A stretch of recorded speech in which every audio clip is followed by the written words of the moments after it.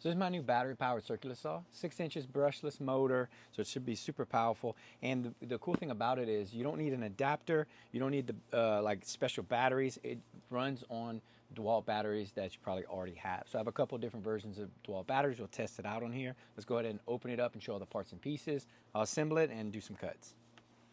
Okay, so in the box, you're gonna get the saw. See right here, and it can do a 45-degree cut. You see, adjust it so flat 45. It adjusts the depth.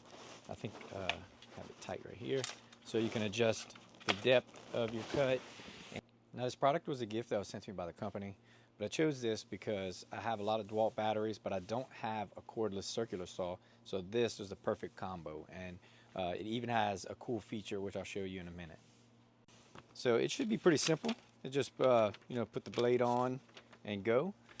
I'm going to go over the instructions in a little bit, but yeah, really simple saw. You got your little lock right here so that you can squeeze the trigger. Here's your lift for your guard.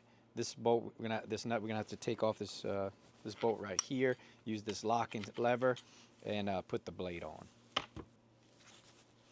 Okay, so everything's mounted up, and note that the words aren't on this side because the direction of the blade, you can see it's right here. It goes that way. It's the same way it shows right here with the arrow. So you just want to make sure it goes the right direction. The coolest feature on here that I didn't see when I looked at it online was this right here. So it just looks like a regular plate, but if I take a Dewalt battery, slide it in, and notice it takes a Dewalt battery, real easy, goes in, locks in, no wiggle. If I just press it one time to activate it, it'll turn on the LED screen and gives you your percentage. So this battery doesn't have an LED screen on it. I have this aftermarket Dewalt. It goes in a Dewalt cradle, but this one has a little LED. So I kind of know how much it has, but I don't know for sure. This one I can't tell at all. So by just pressing that button, it'll find the percentage of the battery that's a big help. So to know that percentage, and if I take this off, put this one on. So this one, again, this one's showing full, but we don't know how much. So there we go, 95%.